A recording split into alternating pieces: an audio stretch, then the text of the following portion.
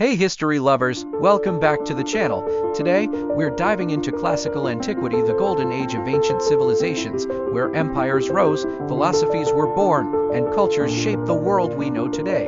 From the city-states of ancient Greece to the mighty Roman Empire, let's unlock the incredible legacy of the ancient world. So, what exactly is classical antiquity? It's the period between roughly the 8th century BC and the 5th century CE. This era saw the rise of some of the most powerful and influential cultures in history, those of ancient Greece, Rome, and other civilizations that laid the groundwork for modern science, politics, art, and philosophy.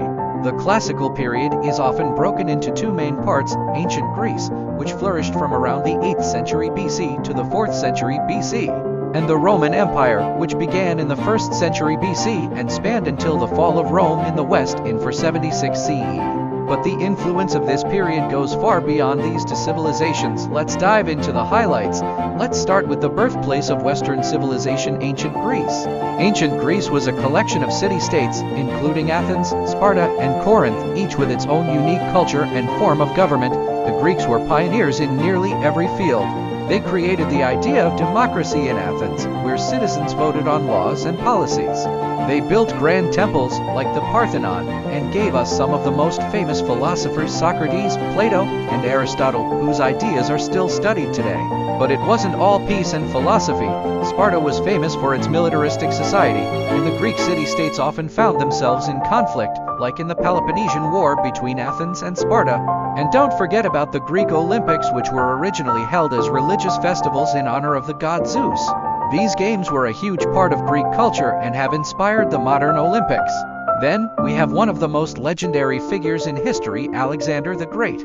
Alexander, the king of Macedonia, conquered much of the known world by the time he was just 30 years old. From Greece to Egypt, Persia, and into India, he built one of the largest empires in history. His military genius and ambition spread Greek culture across 3 continents, a period known as the Hellenistic era. His influence on art, architecture, and science lasted long after his death. But even though Alexander's empire fractured soon after his passing, the spread of Greek ideas and culture known as Hellenism shaped the ancient world for centuries to come. Now, let's cross over to the Roman world, the empire that dominated the ancient Mediterranean for over 1,000 years. Rome began as a small city-state in central Italy in the 8th century BC. But through military conquest, political savvy, and a bit of luck, it grew into the mighty Roman Empire. Rome's rise is marked by the establishment of the Roman Republic in 509 BCE, where power was shared between elected officials like consuls and the Senate. Rome's legacies include the development of Roman law, the Roman Senate, and a unique form of government that greatly influenced later republics, including the United States.